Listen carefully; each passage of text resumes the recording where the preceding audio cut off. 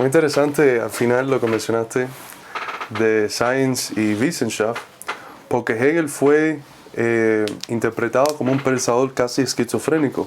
No tenía el concepto entonces, pero imagínate la fenomenología del espíritu, un texto que habla de filosofía, de arte, de la tragedia y la comedia griega, de religión, de la ilustración, de historia. Claro. Habla de todo en un texto. Sí.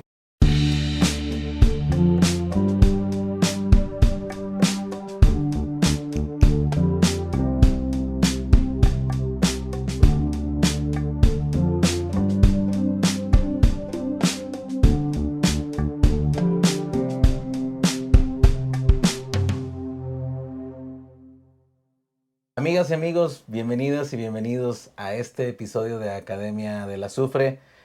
Pues ya ustedes están observando que me acompaña el doctor Carlos Garrido. Carlos, bienvenido. Un placer estar acá de nuevo, la tercera entrevista que hacemos acá y creo que la sexta que hacemos en total, ¿no? Es correcto, ha sido un diálogo muy interesante a lo largo del tiempo. Sí. Ha sido siempre un gusto compartir desde el punto de vista, por supuesto, epistemológico, filosófico, pero sobre todo reflexionando en lo que está ocurriendo en la realidad concreta. Aquí también vamos a dejar la liga a las anteriores entrevistas donde también hemos profundizado en alguna ocasión lo que es tu perfil también, lo que ha sido tu trayectoria. Y pues bienvenidas y bienvenidos. Estamos comenzando este tipo de charlas con el objetivo de seguir profundizando en la reflexión viva, ¿no? Que nos permita ir cruzando las distintas perspectivas desde los diferentes puntos donde nos estamos situando. Y pues ahorita hay muchas cosas que están ocurriendo. Irán, Trump mismo, el Mundial aquí en México, las circunstancias también de una América Latina pues agredida, ¿no? Abiertamente. Y pues son un montón de cosas, pero bueno, lo primero que me gustaría preguntarte es cómo estás viendo precisamente este momento histórico. ¿Qué te significa? Yo creo de que es evidente de que lo que estamos viendo es, por un lado, la decadencia del imperio estadounidense, pero como siempre ha pasado a lo largo de la historia, cuando un imperio está en decadencia, ahí es cuando se vuelve más peligroso. Ahí es donde se inspira y saca un coraje para tratar de dar golpes que quizás en momentos de menos declive no tuvo la iniciativa de tratar de dar. Por ejemplo, algo como lo que pasó en el 3 de enero en Venezuela, eh, no es como se hacían las operaciones eh, de guerra híbrida, de derrocamiento de gobiernos por los Estados Unidos. O sea, había ocurrido algo en el pasado muy similar, por ejemplo, con Manuel Zelaya, en el gobierno de izquierda de él en Honduras. Pero la manera tipo flashy y bien provocadora a través de la cual lo hizo esta administración de Trump es algo novedoso. Estamos en una, para mí, y lo veo reflejado en cómo funciona la derecha, cómo está operando la derecha en los Estados Unidos. Todas las pretensiones de apelar a la moralidad, a principios de justicia y a principios de lo que es correcto desde el ámbito ético, ya no son necesarios para ellos. Ya se han reducido a la posición de Trasímacus en la República, ¿no? O de Gorgias, que es la fuerza, en última instancia, lo que vale. Y sabemos de que de manera implícita siempre ha sido así. En términos del derecho internacional, nunca ha habido un respeto hacia el derecho internacional, especialmente no por los Estados Unidos y los países títeres del imperio estadounidense como Israel. Nunca ha habido un respeto, pero siempre hubo la pretensión de tener que justificar sus acciones y las rupturas de esas leyes bajo el marco de lo que es aceptable, de lo que se considera decente, justo, correcto. Ya eso no es necesario, en gran parte. Y cuando lo hacen, no toman ni las precauciones para que no se vea cínico, ¿no?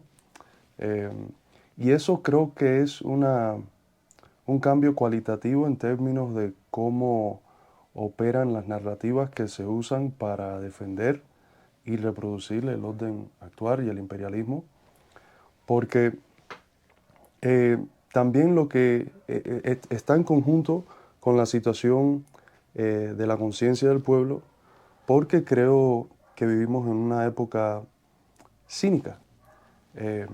Por gran parte de la historia, cuando uno le preguntaba a los teóricos del marxismo por qué los pueblos explotados y oprimidos no rebelan, no se lanzan a tratar de derrocar a sus gobiernos, a los gobiernos que los oprimen, que los explotan, que los saquean, casi siempre la respuesta fue, bueno, ellos operan con una falsa conciencia eh, producida por los sistemas y aparatos ideológicos del orden dominante y aceptan ideas que están en contra de sus intereses concretos materiales. Hoy en día tenemos una situación muy interesante porque esas ideas no se aceptan por el pueblo estadounidense.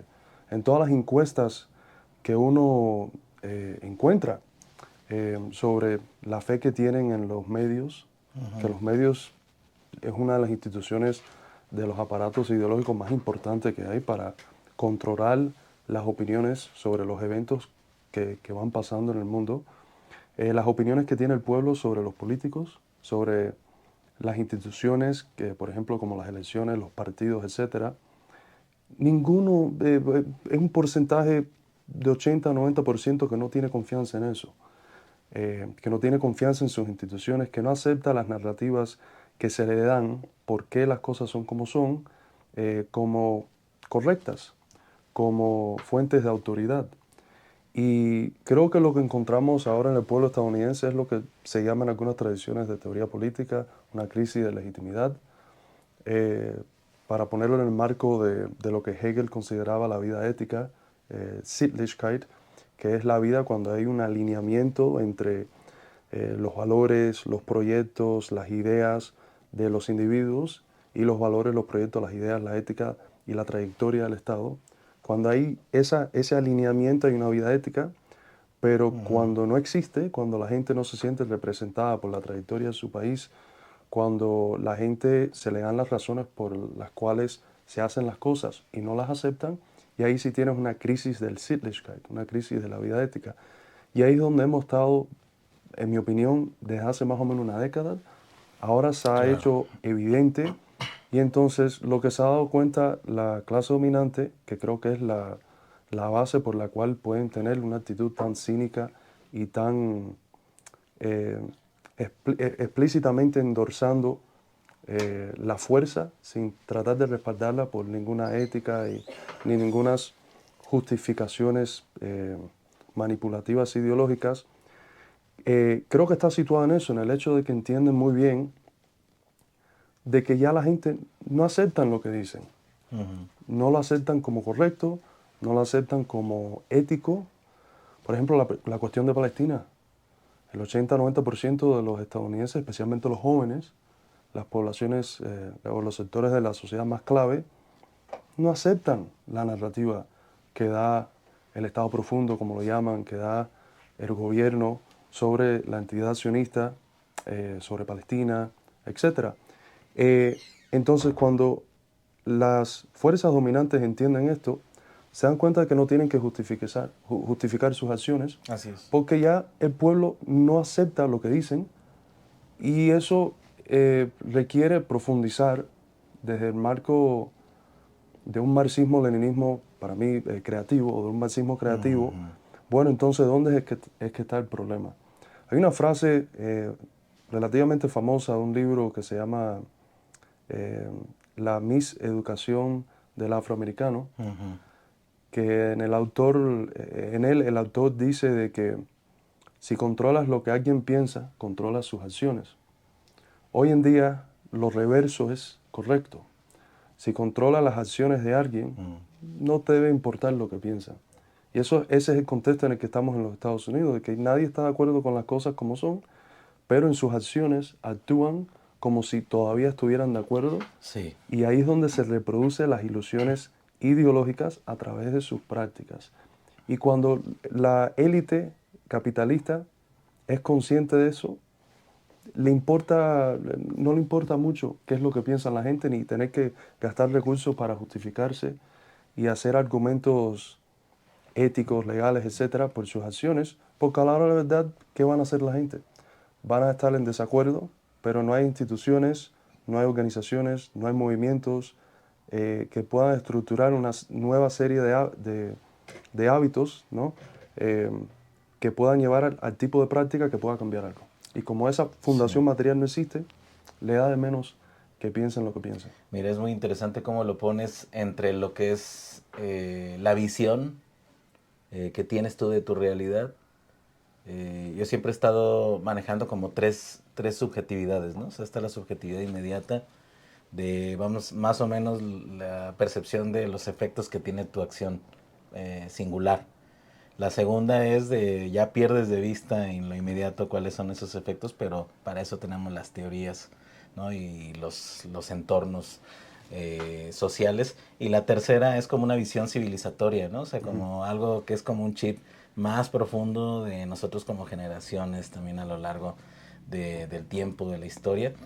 Y ahorita pareciera que sí, o sea, se cayó el velo, pero hemos pasado tanto tiempo en la oscuridad que todavía estamos sin poder, Ujú. digamos que enfocar o que esta frase también de que el que no sabe es como el que no ve Ujú. y que hay una estridencia, ¿no? Un estallamiento de luces por todos lados y lo que conocemos como ultraderecha es como lo que ha estado tomando esa ventaja, ¿no? O sea, ha podido estar utilizando este momento de confusión para, como dices, para tratar de avanzar su agenda, ¿no? Ujú. Lo positivo de esto es de que esa agenda solamente va a avanzar en tanto vayas recuperando otra vez esa capacidad, ¿no? Porque históricamente ya está muerta. O sea, ya no tiene materialidad Ujú. que soporte un proyecto que tenga cierta renovación y tenga otro encantamiento, Ujú. ¿no? Y aquí viene la pregunta, pues como dices, ¿no? Dijiste el marxismo-leninismo creativo, ¿no? Sí, claro. Y obviamente que eso sí me lleva a la pregunta de esto, precisamente, que es otra cosa que también aquí en México hemos estado como en esta discusión, ¿no? Porque bueno, una cosa es las tradiciones del marxismo, digamos, siglo XX, ¿no? Ujú. De ciertas tradiciones de lucha también que vienen del entorno europeo, ¿no?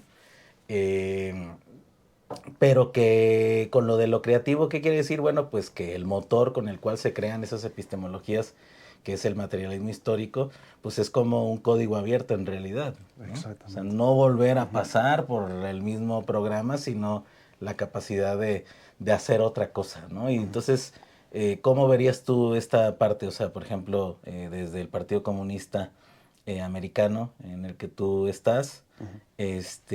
lo que has visto en tus visitas a los diferentes países del mundo, aquí mismo en México, ¿cómo ves ese entorno? ¿Qué hay que enunciar para empezar a trabajar lo creativo? Muy buena pregunta. Y quisiera jugar un poco con la metáfora, porque creo que ya empezaste con la metáfora de Platón, de la alegoría de las cavernas. Creo de que si tuviera que ponerlo en términos específicos al pueblo estadounidense, ¿no? Porque creo que eh, el el estatus de la subjetividad de otros pueblos puede estar completamente diferente, ¿no? Pero desde el ámbito del pueblo estadounidense, es como si eh, en vez de haber un esclavo que se escapó, tuvo el momento ese del dolor por la luz y después empezar a ver las cosas, lo que tenemos es como si la pared que estaba detrás de los esclavos eh, fue quitada, los esclavos lo doblaron, lo dejaron que vieran de que están en una caverna y de que Mm, hay una posibilidad de que haya algo afuera, pero los mantienen en cadenas. mm, Porque el problema no es uno de conocimiento, de que le falta conocimiento. Si yo hablo con el estadounidense cotidiano y le pregunto, a ver, sin usar lenguaje marxista, ¿no? Pero le pregunto cuestiones sobre quién tú crees controla el país, es muy probable que te digan la clase Epstein, los ricos, ¿no? ujú, Si le preguntas, en tu opinión, quién debe controlar el país, deberían ser los banqueros o otra, y dice, no, los obreros. ¿no? La gente que trabaja. Y sean republicanos, sean demócratas, sean en términos de sus valores dentro de la casa, conservadores o liberales, las respuestas en esas cuestiones básicas, centrales, van a ser igual. Entonces no es necesariamente un problema de conocimiento. Y esto lo digo porque hay muchos streamers izquierdistas, por ejemplo Hassan Piker, que tiene una influencia inmensa grande en los Estados Unidos, muy popular, que cada vez que legitima el apoyo al Partido Demócrata lo hace en base a decir, no, el pueblo estadounidense todavía es uno de los pueblos más atrasados, no Mm, tiene conciencia de clase, no tiene esto, no tiene lo otro. Y creo de que eso ha servido de manera, no sé si se dice así en español, hiperbólica, o sea, exagerar es la correcto. falta de conciencia es una manera de justificar eh, seguir participando en las instituciones mismas, que son las que estructuran las actividades que mantienen el sistema corriendo. Entonces, una de las cosas centrales que tiene que ver con el tema este de un marxismo-leninismo que no termina solamente, por ejemplo, en Mao, la quinta cabeza del marxismo-leninismo, pero que se mantiene entendiendo los conocimientos que han surgido desde Deng Xiaoping, Xi Jinping, la tradición china, o los conocimientos que han surgido hasta de otras tradiciones, ¿no? En el marxismo occidental, pero también más o menos en el marxismo-leninismo, del que vengo yo, sí ha habido un fetiche de la pureza que siempre han tenido, eh, siempre se han reservado de no interaccionar con tradiciones afuera de lo que es el canónico, ¿no? Canónico. Y eso yo lo veo erróneo especialmente desde el ámbito del occidente mismo, porque el occidente no ha triunfado en traducir ese conocimiento, esa sabiduría del marxismo, una sabiduría universal, a su propio contexto específico.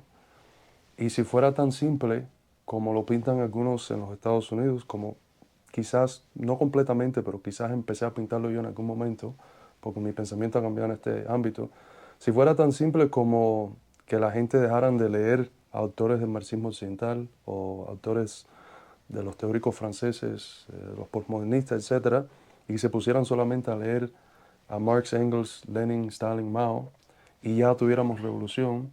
Si fuera así de simple hubiese pasado, ¿no? Pero tenemos que tener una humildad y darnos cuenta de que Claro, han habido gente que esa ha sido la base teórica para ellos, pero así todos no han podido lograr algo sustantivo en términos exacto. de cambiar eh, el orden actual o de hasta crear movimientos que dan, aunque sea la esperanza en un horizonte inmediato de poder hacer algo así. Entonces, en el último año y pico, desde que hablamos la última vez, me he enfocado mucho en reflexionar sobre el tipo de preguntas que antes de estar en una posición como la que estoy en el partido, es muy difícil reflexionar cuando eres académico. Hay Mm, el tipo de preguntas que me surgen a diario, ahora que tengo que ser dirigente de un partido, correr la educación de más de 1000 cuadros y eh, lidiar con el nivel de la subjetividad de los individuos eh, en una capacidad completamente novedosa que nunca tuve la oportunidad de experimentar cuando era solamente académico, profesor, estudiante, etc. Me ha forzado a interaccionar con otras tradiciones para tratar de entender cosas como las patologías que llevan ujú. a la gente a comportarse de una manera y no otra, ¿no? Eh, eh, las influencias culturales del capitalismo con las que la gente se identifican y, y se identifican a través de sus acciones y sus hábitos, hasta cuando en sus ideas explícitas piensan no identificarse con ellas, ¿no? Y creo que esto requiere una reflexión mucho más profunda de lo que cotidianamente uno recibe cuando uno dice que alguien es marxista-leninista o recibe un Sí. análisis de gente en esos sectores. Eh, por ejemplo, cómo lidiar con los problemas del individualismo burgués que existe hasta en aquellos que empiezan la militancia comunista y no pueden poner su ego al lado para darse cuenta de que hay algo más importante a lo cual todos debemos sacrificar, Ujú. aunque sea algo de nosotros, para poder lograr en conjunto algo que transcends, Que trascienda. trasciende más allá de todos nosotros como individuos, ¿no? Eh, ¿Dónde en Marx, Engels, Lenin hay reflexiones sobre eso? No, no es necesariamente que lo haya. Y, y cuando lo hay es un poco abstracto, ¿no? So que estas son preguntas abiertas, Ujú. que me gustó mucho la metáfora que usaste. Es algo abierto que se debe empezar a construir. Hay una carta muy relativamente famosa de los últimos años de Engels, en los 1890, creo que es del 93, en el que él dice, nosotros los enfocamos en la economía política porque es la base, el punto de partida de todos los demás. Y pero al fin y al cabo somos seres humanos que son finitos, que nos vamos a morir en algún momento. No tenemos eh, todo el tiempo del mundo para trabajar. Y básicamente dice, si tuviéramos todo el tiempo del mundo para trabajar, estuviéramos explorando 1000 diferentes facetas de, de la realidad, de la cultura capitalista, de la constitución de subjetividad, de la Ujú. superestructura, como él lo puso, ¿no? Que no hemos tenido tiempo para estudiar. Y creo que ese tipo de preguntas son las que más bien me voy haciendo yo ahora, que tengo que lidiar con una serie de problemas mucho más concretos. Ujú. Y la paradoja es de que cuando era solamente académico, eh, me, me- me parecía mucho más fácil rechazar sin tener que investigar muy cercanamente Mm. todo ese tipo de teoría, a veces súper especulativa, a veces con lo que Lucas llamaba el irracionalismo burgués. Pero mientras que las preguntas se hacen más concretas, mientras que los problemas se hacen más concretos, la contradicción que he experimentado yo mismo es de que las respuestas también se hacen más complejas y sí requiere a veces ir a un ámbito que desde la academia dice, uno piensa, no, es muy especulativo. ¿Para qué leer Lacan? ¿No? Ujú. ¿Para qué leer a Heidegger? ¿Para qué leer a Zizek? ¿No? Zizek es una persona que tiene posiciones horrendas en la geopolítica. Para qué leer a esa gente? ¿Para qué leer a la teoría francesa? Eh, a los teóricos del posmodernismo, ¿no? Si tienen posiciones políticas erróneas, si tienen posiciones teóricas erróneas que rompen y son incompatibles con el marxismo. Pero la pregunta es, ¿hay áreas en las que se hacen preguntas novedosas que nosotros no nos hemos hecho? Hay áreas en las que cuando empiezan a tratar de responder esas preguntas, hay cosas correctas.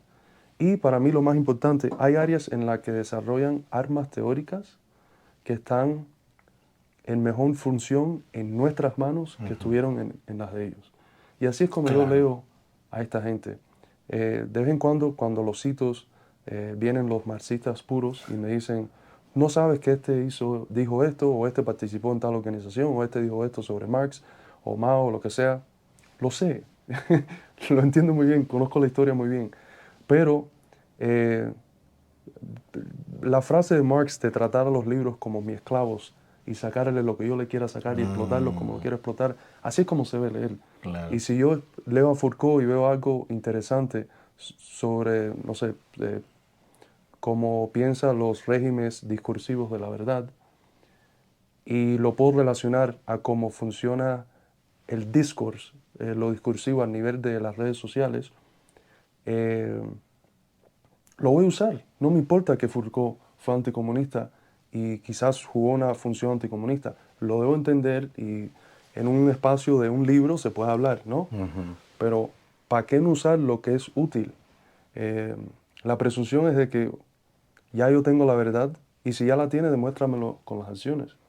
Pero los que actúan de esa manera no tienen Sí. los resultados para respaldar su espíritu, que es básicamente solamente tienes que leer a los básicos del marxismo y ya no tienes que leer más nada. Claro, no, pues me gustaría insistir en la bondad de ese libro que hiciste, que aquí en la descripción vamos a poner el link, porque es un libro que se debe de conocer, el del fetiche de la pureza, porque así como lo describes precisamente, ¿no? Es como una especie de persecución policíaca, Ujú. donde una, o sea, es incluso hasta pues una contradicción no dialéctica, ¿no? Ujú, Porque donde ven contradicciones creen que ha terminado todo, ujú, cuando ujú. en realidad la contradicción es el motor inicial. Ahí es donde está empezando la Exactamente. fiesta. Y ahorita que te escucho, también estaba recordando esta imagen de los libros como esclavos, ¿no? Y Ujú, es muy, muy poderosa. Pero también de las tesis sobre Feuerbach, donde habla que entre materialismo e idealismo, pues obviamente que el idealismo está identificado cuáles son sus problemáticas, ¿no? ujú. Especulativas, por supuesto, pero que Marx reconoce que ha sido una parte activa creativa, Claro, sí. ¿no? O sea, que ahí hay los elementos con los cuales se puede superar Ujú, este otro elemento que también fue muy claro para Engels y para Marx, ¿no? Los materialismos también toscos, ujú, ¿no? ujú, Mecanicistas, y que ahora podemos agregar, ¿no? Con toda esta ujú. policía, esta persecución, pues antidialécticos, ¿no? O en el Exactamente. manifiesto comunista también hay una descripción de distintos socialismos, pues, ¿no? O Ujú. sea, hay socialismos religiosos, socialismos utópicos. Yo agregaría ahorita en estos tiempos hay socialismos distópicos, donde están más Sí, bien sí, sí, sí. Ujú, buscando radicalidades no falsas, pues, ¿no? ujú, Como para anclarse, o sea, buscan una realidad que donde vean anclado ujú, su imaginario ya ujú. desfasado, ¿no? Temporalmente, ¿no? Y lo que desde mi punto de vista creo que sí hay una ruta, no sé cómo lo veas, esta ruta de enunciamiento de, por ejemplo, este libro de Engels, donde dice, bueno, pues es que tenemos que ir del socialismo utópico Ujú, al socialismo científico. Y la ciencia, pues ahí viene la otra pregunta, ¿no? Porque ya ves que también hay estas dos grandes visiones entre Occidente, que ve todo separado, y el Oriente, ¿no? Que tiene esta dualidad entre la visión de los opuestos, ujú, pero que en última instancia es una unidad, ujú, ¿no? Y ujú, es una unidad además dinámica, pues, ¿no? Entonces, he estado revisando, por ejemplo, ¿no? Un libro que se llama El Tao de la física, ujú, donde Fritjof Capra, que es el autor, va explicando o utiliza el análisis del taoísmo, del budismo, del hinduismo, para explicar que de alguna u otra manera la física cuántica occidental es a donde está llegando, ujú, ujú. que le faltan muchas herramientas para comprenderlo en su profundidad, pero que hay, o sea, que todas estaríamos llegando a la misma conclusión, incluso hasta la visión occidental, Ujú, ¿no? Pero que entonces, desde esta perspectiva, el que es el marxista, digamos que ya cerrado, pues en realidad es el único que se está deteniendo, o sea, que le da ujú, pánico todo lo demás porque quiere ajustarse a que hay ujú. unas sagradas escrituras y que esa es la clave, ¿no? Sí, Entonces, y ahorita me dices también, y yo también lo he observado, ¿no? De que pues ya con lo que estamos viendo, por ejemplo, aquí en México lo que estamos reflexionando con respecto a Trump, ujú, es que, bueno, si yo en algún programa de televisión o en algún medio, yo hace 5 años hubiera dicho que Estados Unidos está en una crisis hegemónica ya terminal, pues me hubieran tachado de loco, ujú, ¿no? ujú. De especulativo, ¿no?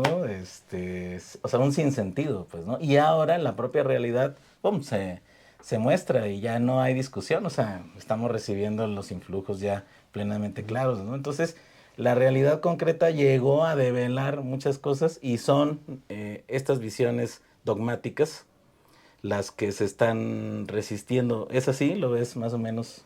Sí, sí, y creo que es importante, mencionaste el texto de Engels de la transición del socialismo utópico al socialismo científico. Hay una cosa que pasa con frecuencia en casi todas las disciplinas, pero pasa en la filosofía, pasa con el marxismo, es de que hay traducciones erróneas eh, de palabras que la tratan de encajar a su pareja en el lenguaje que existe, pero que no encajan completamente. Mm, La palabra que se usa para ciencia es Wissenschaft. Y Wissenschaft en la tradición en la tradición del idealismo alemán es la ciencia, que es como un sinónimo del pensamiento comprensivo y sistemático. ¿no? Por eso es de que si uno analiza cuál es la diferencia principal entre el socialismo utópico y el socialismo científico, el socialismo utópico veía un mundo injusto y trataba de escaparse. Creaba las comunidades utópicas, comunistas, en muchas de ellas en los Estados Unidos, ¿no? Y de esas experiencias se puede aprender, mucho se puede aprender. Pero lo que nunca trató de hacer es analizar de manera sistemática Claro. el sistema capitalista y ver cómo dentro de su vientre están las contradicciones para desarrollar un nuevo sistema. Eso es lo científico del marxismo.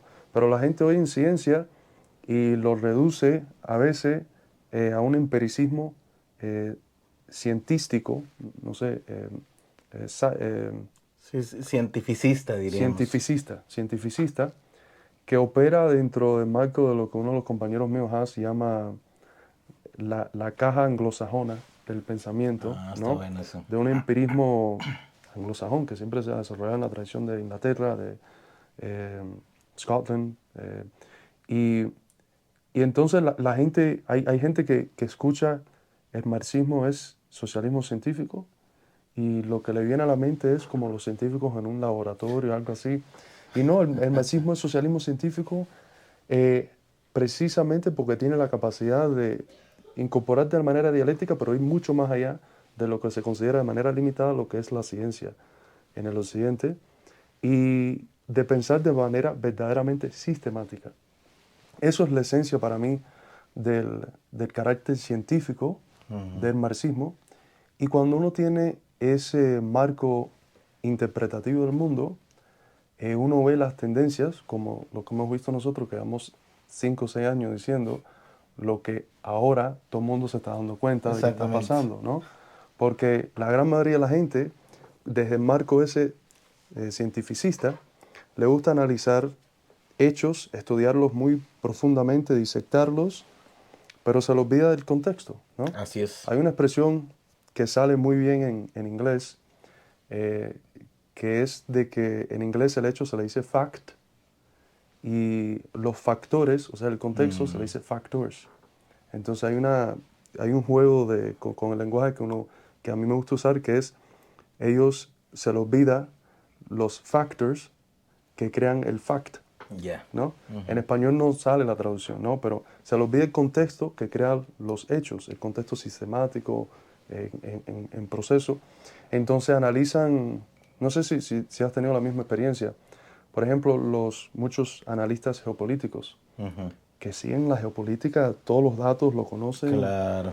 y dan comentarios eh, Pormenorizados. exactamente. Y, y, por ejemplo, hay algunos en los Estados Unidos que yo aprecio, yo los sigo para seguir los hechos, ¿no? Pero Jeffrey Sachs, por ejemplo, muy buen comentarista de algunas cosas. Eh, Colonel Douglas McGregor, otro más, que era coronel en el ejército estadounidense, tuvo posición en el primer gobierno de Trump y es una persona que analiza la geopolítica de manera muy cercana, con instintos antibélicos, etcétera, antihegemonistas. Pero tú los oyes y siempre sale la pregunta, no entiendo por qué fuimos y hicimos esto cuando fue tan evidentemente en contra del interés del pueblo. Y hacen preguntas Ujú. y sugestiones que son tan naive, no sé cómo se dice naive en español, Ingenuas. ingenuas, ¿no? Que si uno tuviera el análisis del sistema, uno pudiera saber, por supuesto que no iba a ayudar al pueblo, porque Claro. este no es el punto del sistema. El punto del sistema es que funcione como está funcionando, ¿no? No es que el capitalismo no funcione, es que funciona para la clase Exacto. capitalista que está Me acumulando el capital. sorprende que te sorprendas. Me sorprende exactamente. Entonces, esa es la diferencia entre lo que es científico para nosotros del marxismo, que es el análisis sistemático, Wissenschaft, en contraste con como ellos entienden ciencia, que es un análisis muy refinado de hechos, desconectado completamente de su contexto. Así es. Sí, a eso me refería con las dos visiones del occidental y lo oriental, ¿no? O sea, Ujú. la unidad, la contradicción como elementos comunes, ¿no? Del análisis para poder precisamente hablar no de cosas, sino de las interrelaciones, de las interconexiones dinámicas.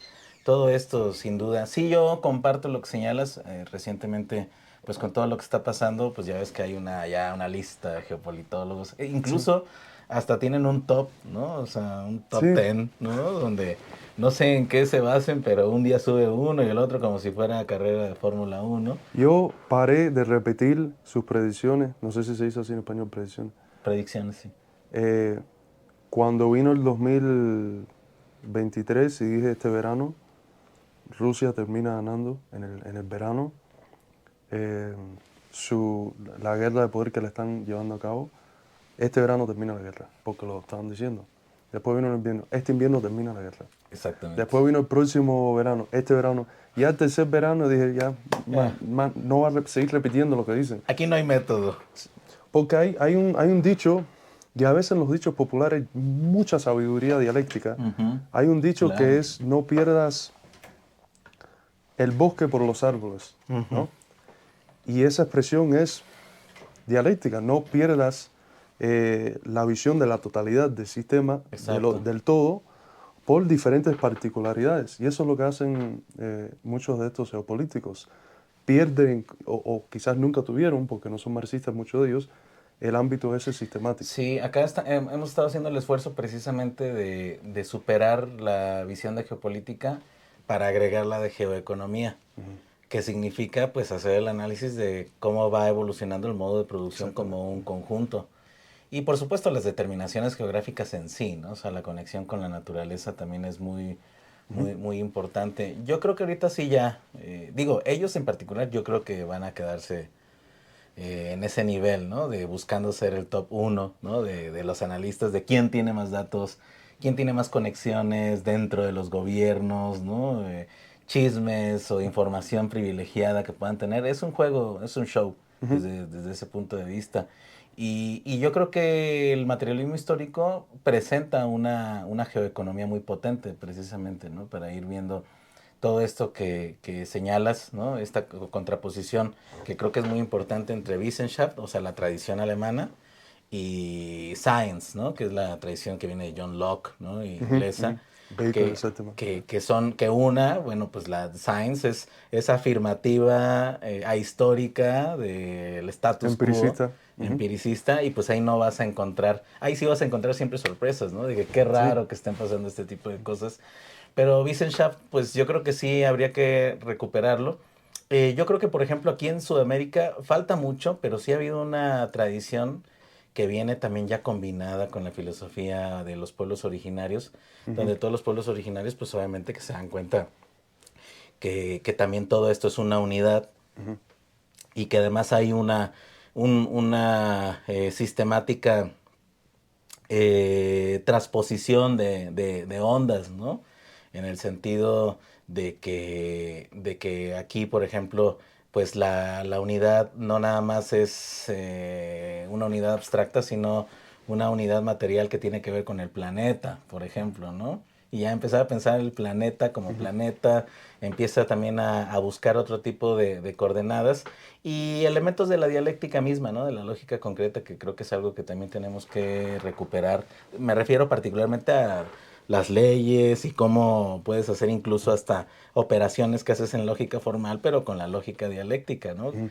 Lo universal, lo singular, lo particular, ¿no? Y estar pudiendo jugar en esos niveles, ¿no? Ahorita no quiero dejar pasar la oportunidad, me acordé precisamente que decíamos de las traducciones y todo esto, que está este libro, esta traducción del socialismo utópico al socialismo científico, pero aquí le mandamos un saludo a David Álvarez Saldaña de Ediciones El Caballito, que desarrolla esta traducción y que incluso hasta dice, oye, es que aquí cuidado porque hasta el título estaba mal, ¿no? O sea, en su perspectiva, y a este le pone el desarrollo del socialismo, de la utopía a la ciencia.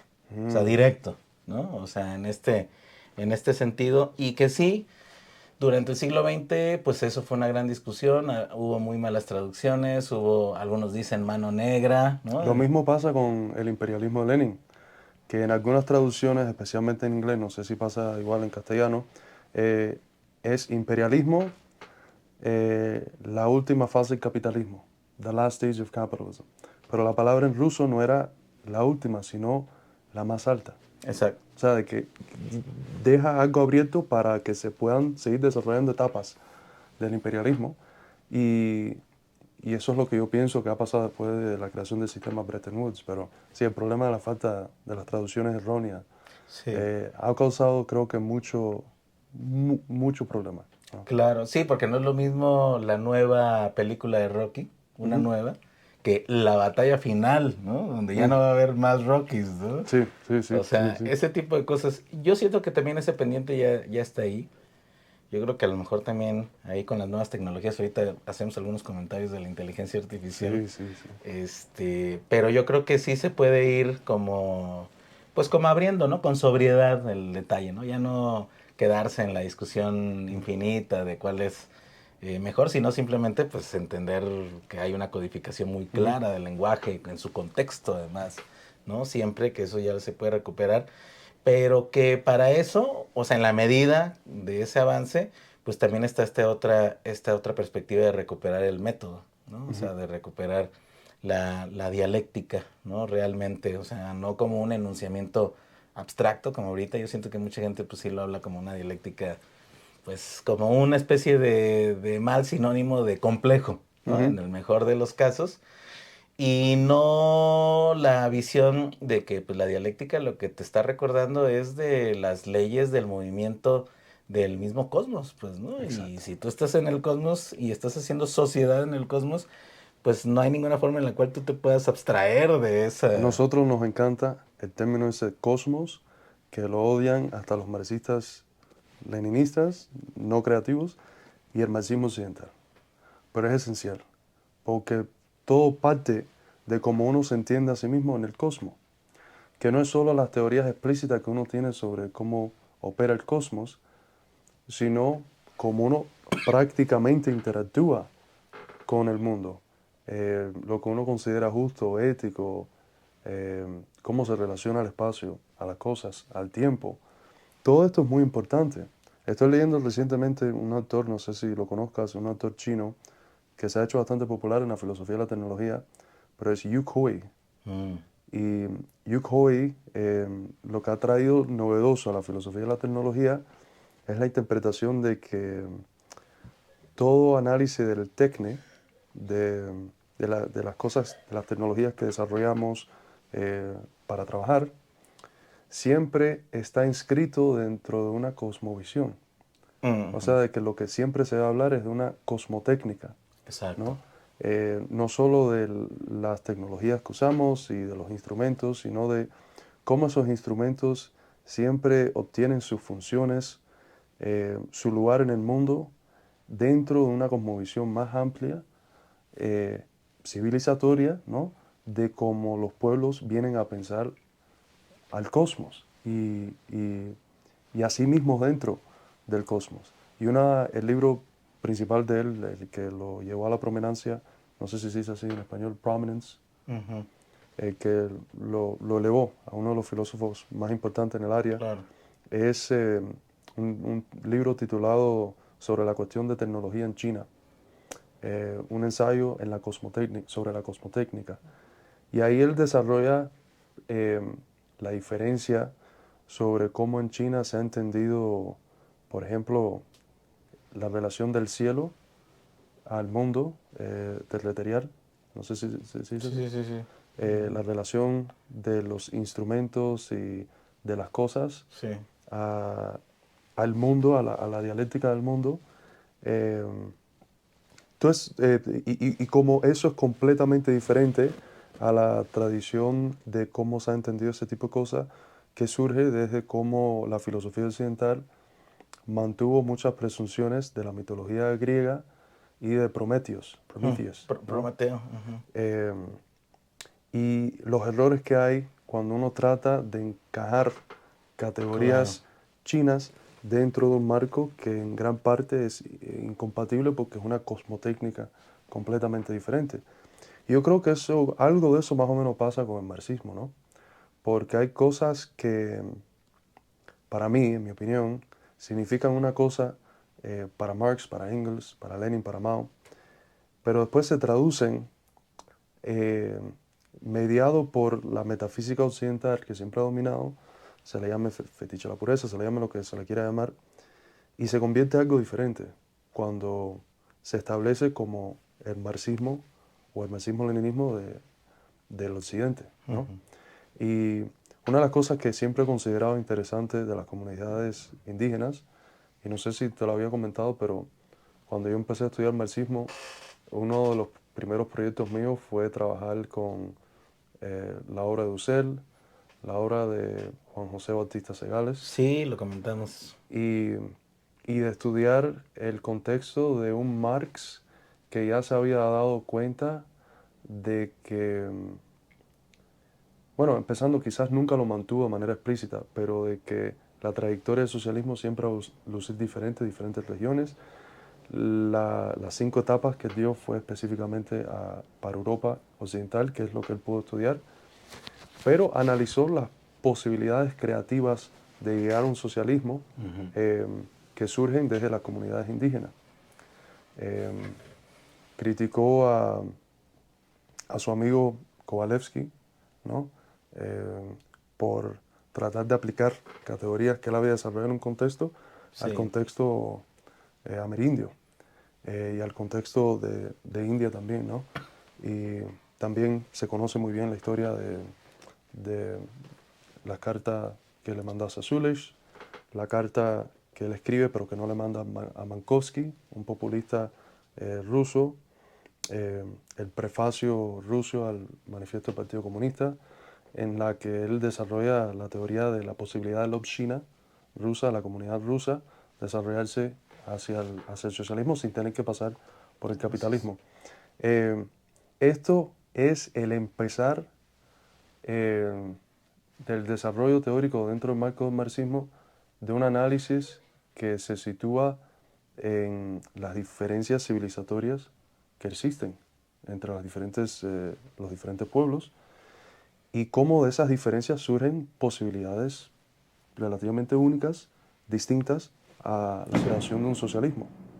Sí, incluso hasta en cierto momento menciona Marx, ¿no? O sea, de que pudieran llegar a repetirse incluso las mismitas condiciones, pero siendo otro momento ya es un resultado totalmente diferente, ¿no? Y ahorita que lo señalas, bueno, pues también, por supuesto, mandar un abrazo espiritual al maestro Juan José Bautista, que tuve oportunidad, pues, de trabajar con él, pues, algunos años en sus seminarios, y precisamente a la luz de lo que señalaba él, ¿no? De este rompimiento transmoderno, o sea, de no solamente otra teoría más, sino una epistemología porque estás en otra Sí. cosmotecnia, en otra cosmovisión. Creo que esto era de lo fundamental y que precisamente cuando uno revisa los cuadernos etnológicos de Marx, pues Lawrence Crater, ¿no? Sí. exactamente, que empieza a ver y empieza a decir, híjoles, que aquí hay no una forma de propiedad, hay infinitas formas de Exactamente. propiedad. Entonces, creo que esta visión de multipropiedad es lo que ha faltado también como conceptualización. Por ejemplo, creo que en su momento también lo discutimos, esta discusión de si China es capitalismo de Estado y todo eso. Pues, ¿qué es lo que está faltando? La categorización multipropiedad, ¿no? Y Exactamente. Sí. de esta interacción además evolutiva y que además es el núcleo ontológico, pues, Ujú. ¿no? Es el núcleo más fundamental. Ahí recientemente he estado trabajando también en mis cursos un libro, no sé si conozcas a Carol Gold, y que habla de la ontología de Marx precisamente, y ahí lo que me llamó mucho la atención, pues es algo que también ya había visto en el tomo 3 donde Marx está diciendo precisamente que lo que viene después del capitalismo es el opuesto, ¿no? O sea, si acá la propiedad corporativa acabó con la propiedad personal y la propiedad social, pues ahora viene de regreso una combinatoria Ujú. de estas nuevas propiedades. O sea, el péndulo viene ya ahora Ujú. de regreso y es lo que se puede observar en China, ¿no? O Sí, sea, sí. hay un autor que se llama Chen Enfu, para los Sí, sí, sí. economistas nos ha ayudado mucho a entender pues cómo está esta visión, ¿no? De cómo ya podemos identificar incluso hasta fases, Las ¿no? diferentes etapas del socialismo como fase Exactamente. intermedia. Él tiene el ensayo ese sobre las 3 diferentes etapas y mapea de que China está alrededor de una transición entre la primera y la segunda, ¿no? Exactamente, exactamente. Sí, justo aquí también llegó a México un libro de Julio Ríos, que también hace un buen resumen de esto, que concluye en ese sentido, ¿no? Que estarían entre la uno y la 2 Ujú, ujú. y que eso pues ya de por sí ya es muy interesante. Y aquí lo que me gustaría preguntarte, sobre todo ahorita que estamos hablando también de los geopolíticos y este concepto que se ha estado planteando de la multipolaridad, de que, bueno, pues ahora ya no podríamos pensar en salidas individuales, ¿no? De los Ujú. estados-nación, o sea, estamos en una interconexión, estamos en una interdependencia y esto nos lleva a que, bueno, pues tenemos que elevar a nuevos conceptos como una comunidad planetaria, Ujú. ¿no? Entonces, ¿tú no verías, por ejemplo, como que la inteligencia artificial de alguna u otra manera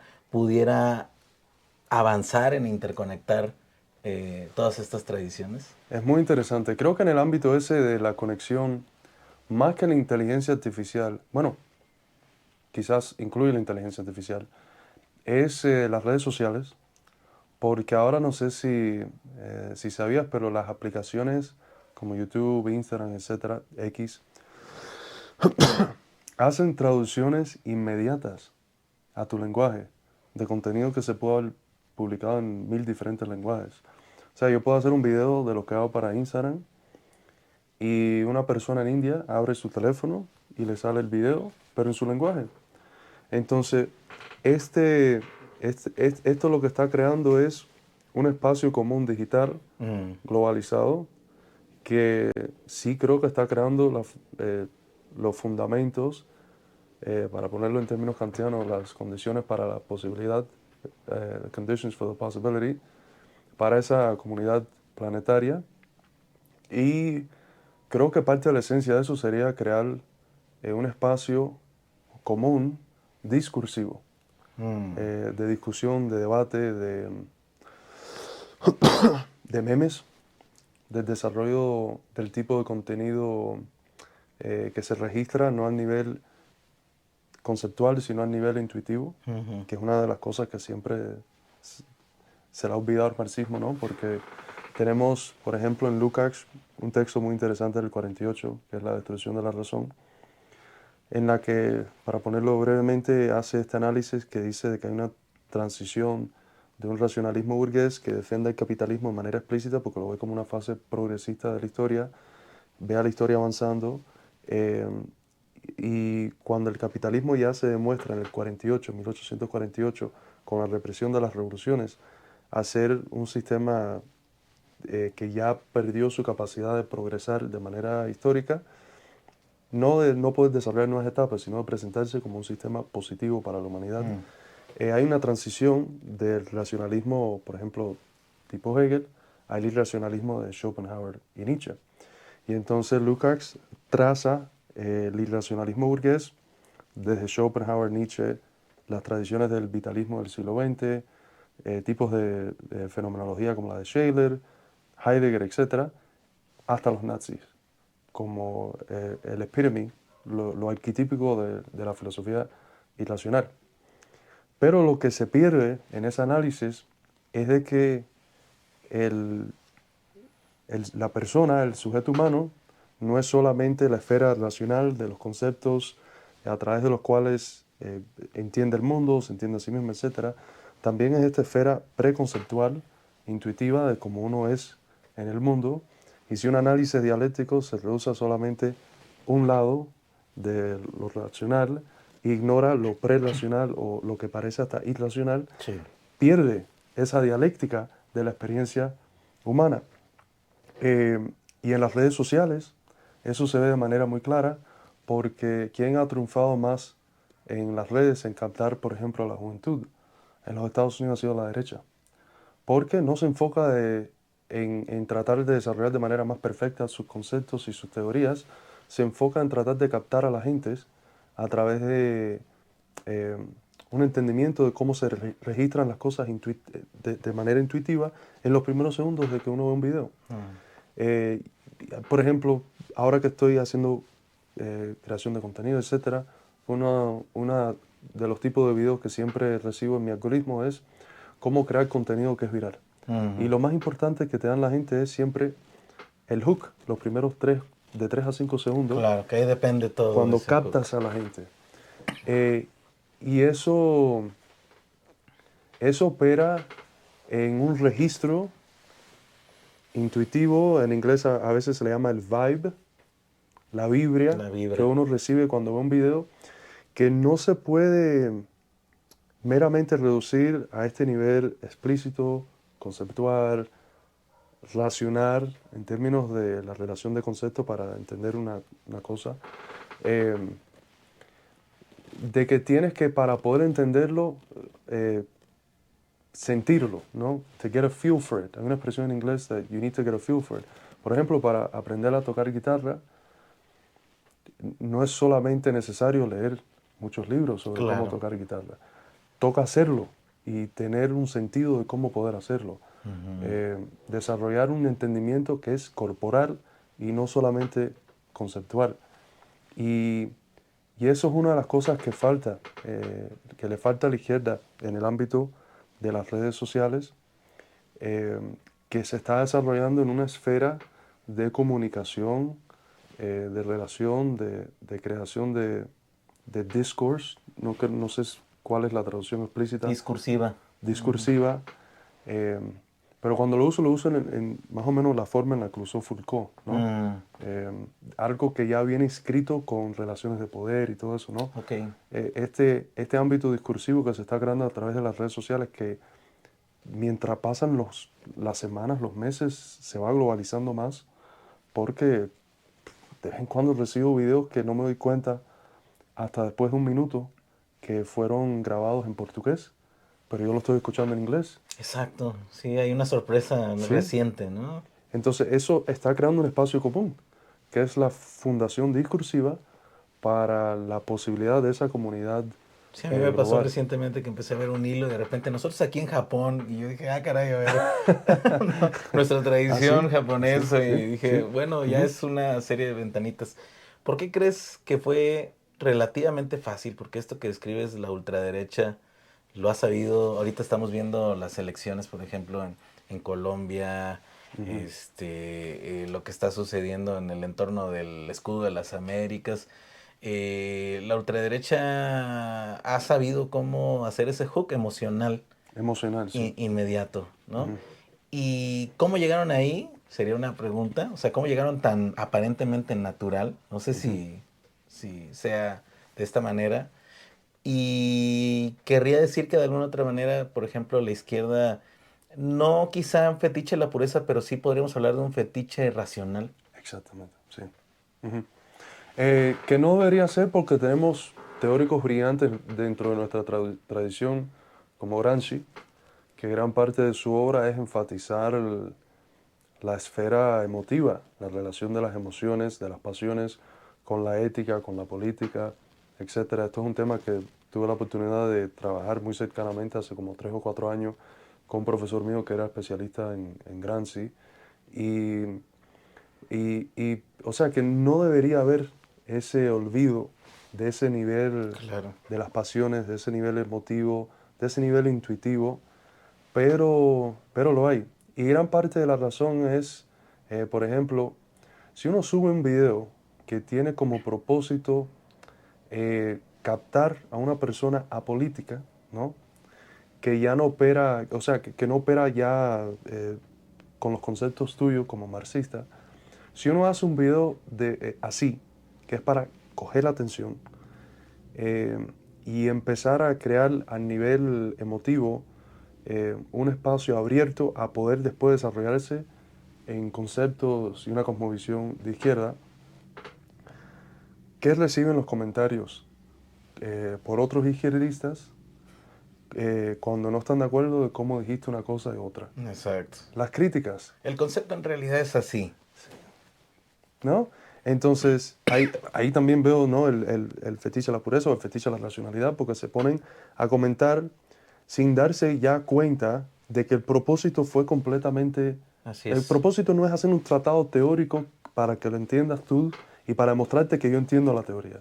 Así es. El propósito es traerle a una persona nueva que ya no acepta, que no acepta de manera inmediata la teoría a un espacio en el que la pueda potencialmente aceptar. Eh, por ejemplo, creo que te mencioné el ejemplo la última vez que hablamos.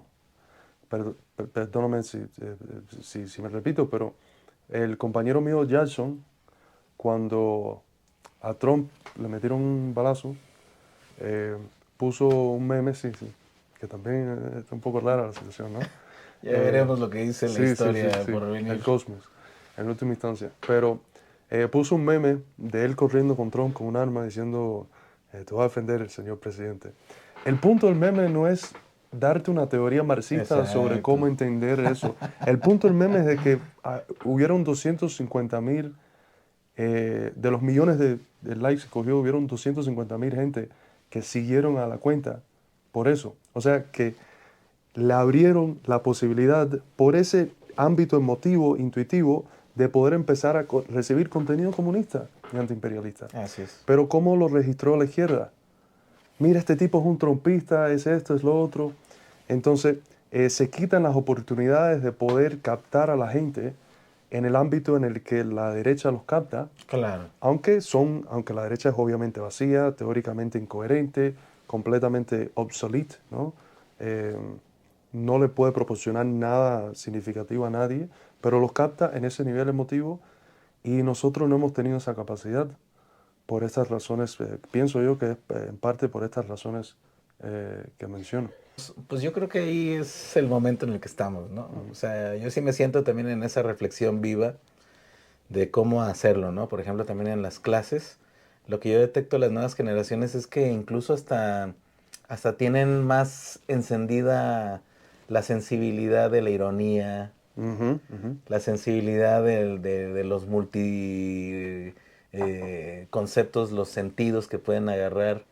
Y obviamente que están bajo una violencia también, ¿no? Una desconexión ahí sistémica, pero yo creo que sí tendríamos que empezar a enunciar eso, ¿no? O sea, incluso hasta de forma estratégica, ¿no? O sea, no esta visión tradicional de vamos a hacer nuestra célula, ¿no?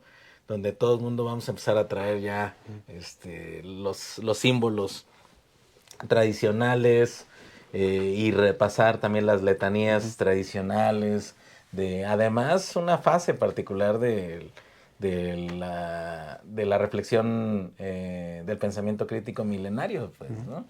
Y empezar a ensayar este tipo de cosas, ¿no? O sea, cómo empezar a superarlas. ¿Tú crees que incluso hasta la inteligencia artificial podría ayudar en este sentido?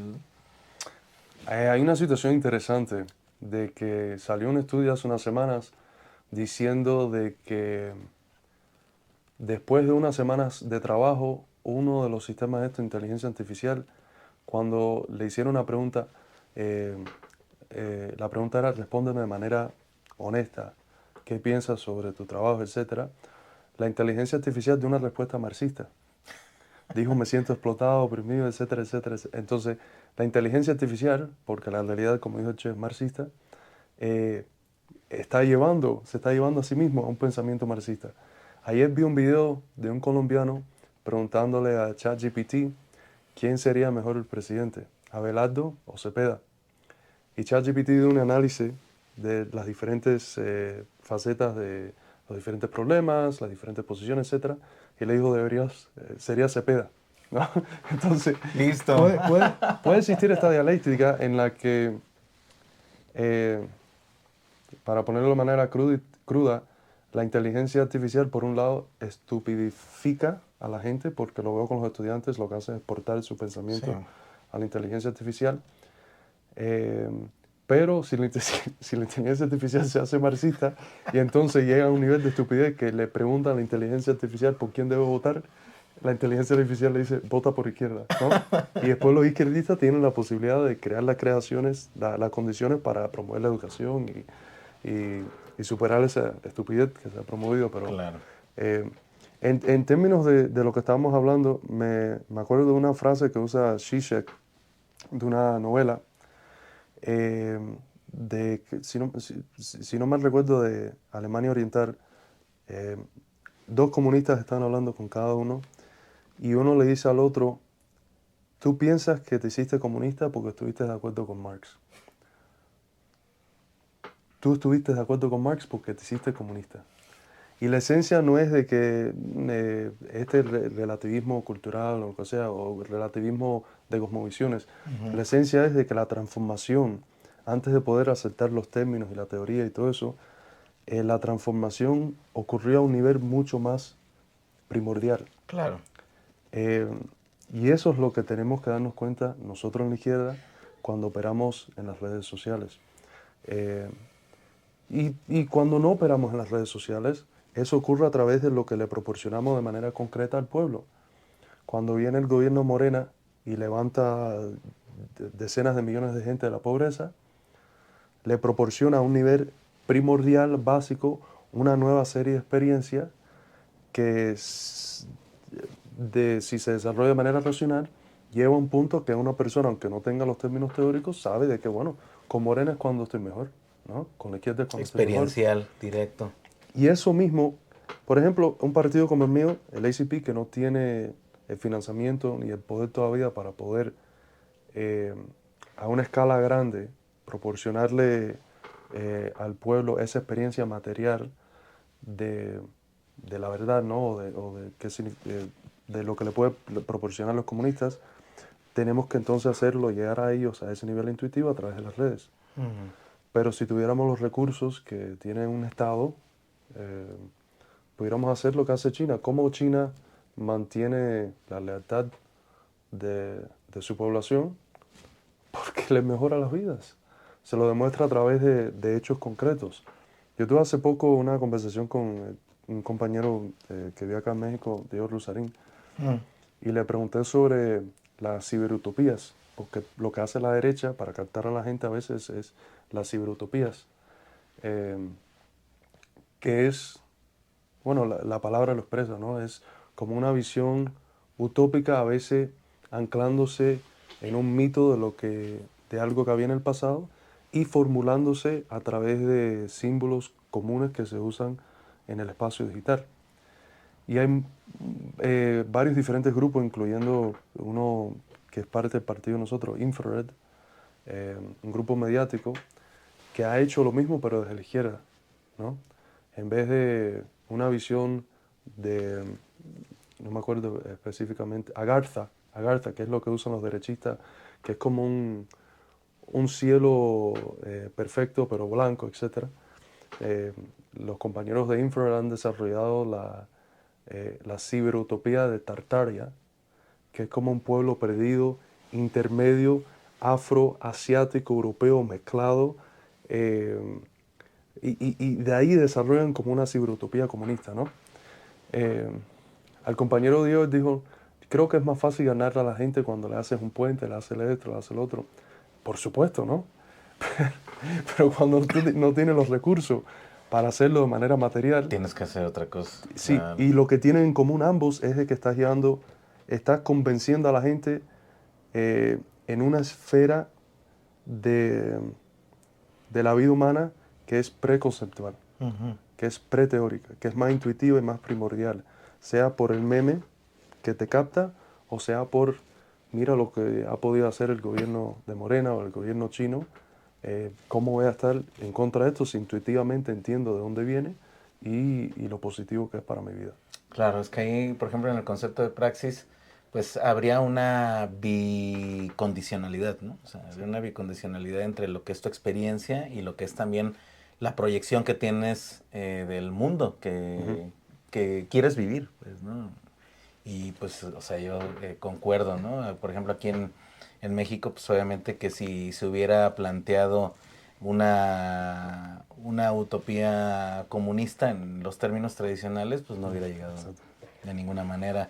Esto todavía lo tenemos en discusión aquí en México. Bueno, me parece que faltan todavía todo el marco conceptual categorial para poder observarlo, pero por eso México tuvo que hablar del humanismo mexicano, por Ujú. ejemplo, ¿no?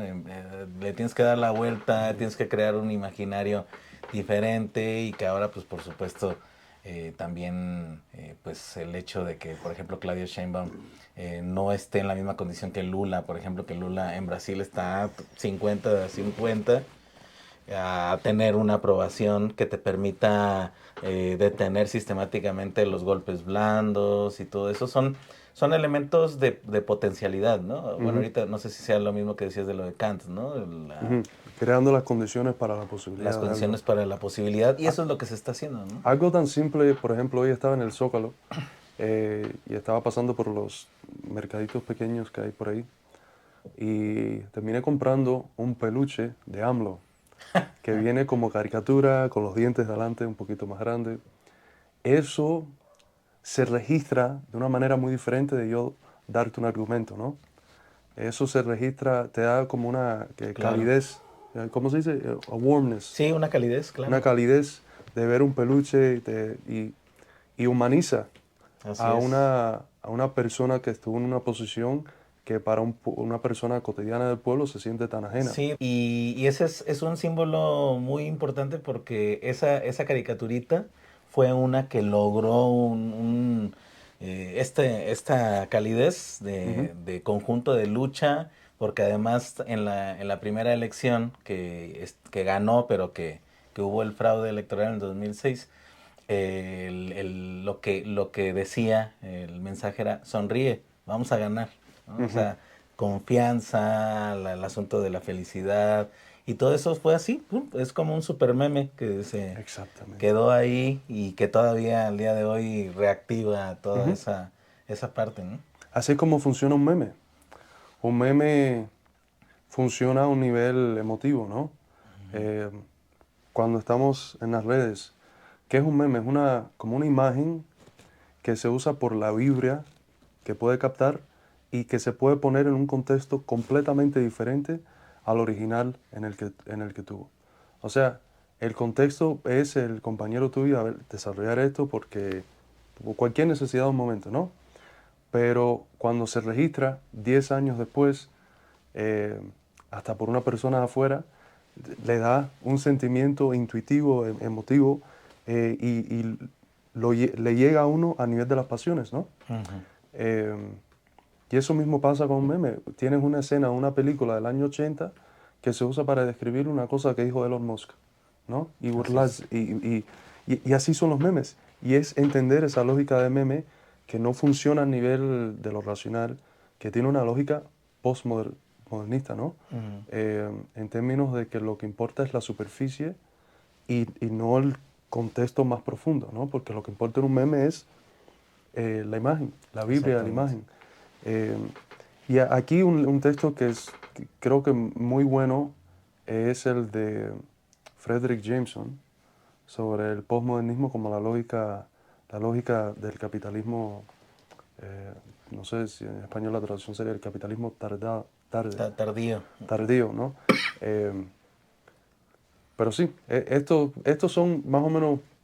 Si alguien vio la última entrevista que hicimos, se debe dar cuenta de que el pensamiento mío han habido varias posiciones clave que han cambiado y aunque creo de que estas esferas de análisis quizás se sienten un poco más especulativas en términos de un poco más abstractas, más o filosóficas, lo que sea, ¿no?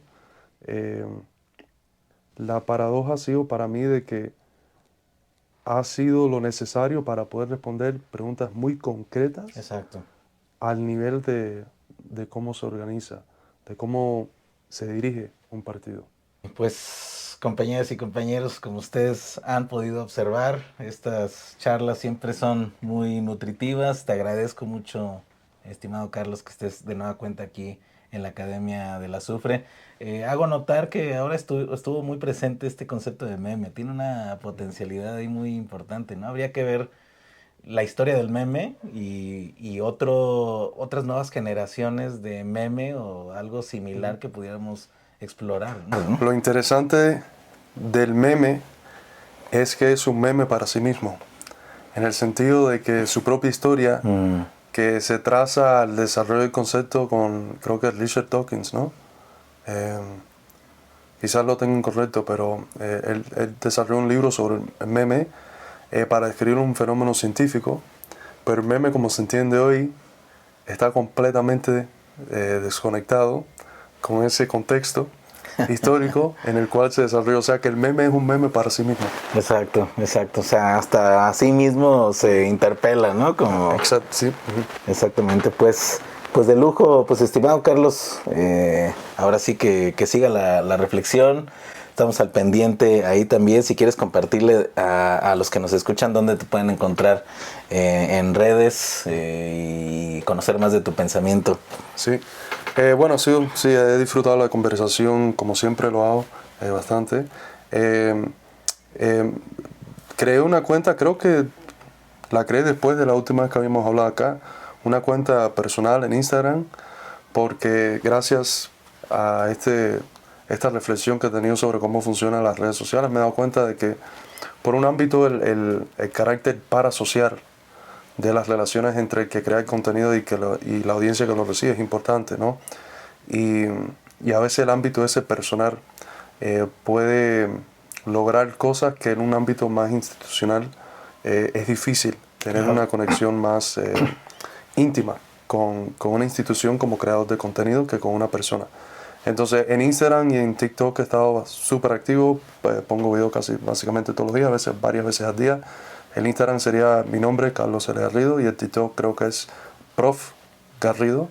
En español he estado activamente haciendo, un poquito menos en los últimos meses, pero he estado haciendo videos para el canal de español del instituto, que sería Instituto Midwestern Marx.